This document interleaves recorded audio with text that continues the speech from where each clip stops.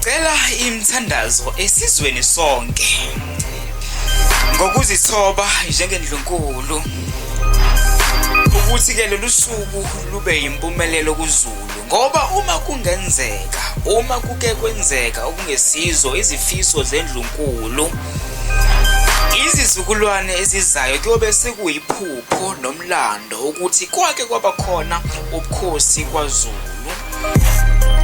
Umqoka ukuthi wonke umuntu ongumZulu ameseke uZonda Magwala.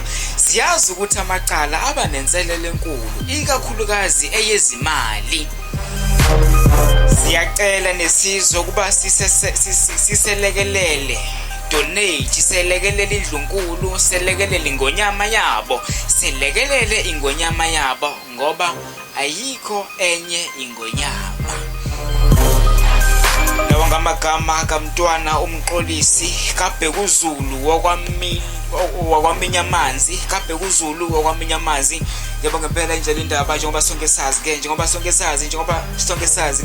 indlela indaba bacela imithandazo nemnikelo imali abakwaMntwana uSimakade. Lo mnikelo uxhasa izindleko zecala njengoba sonke sazi ukuthi ke kunecala elithinta umbango wesihlalo sobukhosi bukaZulu. Leli icala elizoba senkantolo enkulu yokwedlulisa amacala eBloemfontein. Leli cala lizolalelwa izinsuku ezimbili okumhla ka-28 no-29 kuNhlaba kulonyaka.